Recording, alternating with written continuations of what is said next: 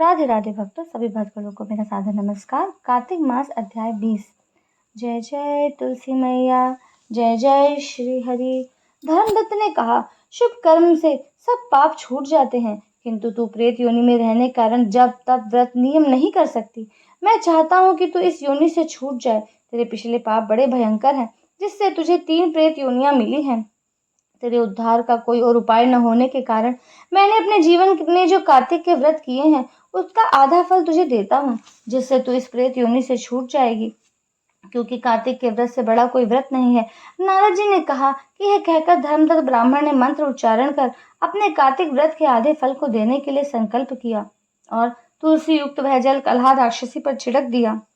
इसके प्रभाव से कलहा राक्षसी की योनि छूट गई। वह दिव्य तेज को धारण किए लक्ष्मी के समान होकर धर्मदत्त के चरणों में प्रणाम कर बोली, हे द्विजवर, आपकी कृपा से मेरी प्रेत योनि छूटी है। आप निश्चय धर्मात्मा और दुखियों का उद्धार करने वाले हैं।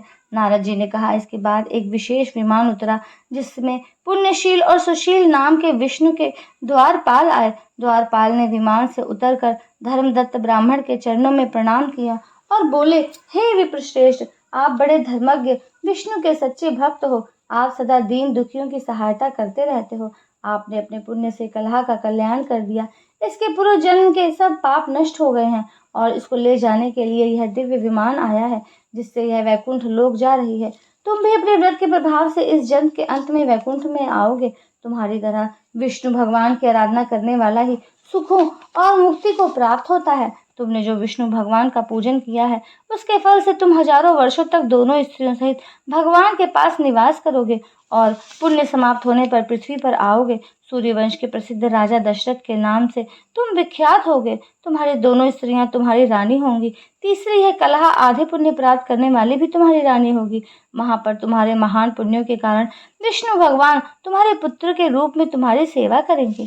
श्री कृष्ण गोविंद हरे मुरारी, हे नाथ नारायण वासुदेवा। श्री कृष्ण गोविंद हरे मुरारी, हे नाथ नारायण वासुदेवा। राधे कृष्णा कृष्ण कृष्ण, राधे कृष्णा कृष्ण कृष्ण। राधे राधे भक्तों, इस प्रकार 20वां अध्याय संपूर्ण हुआ।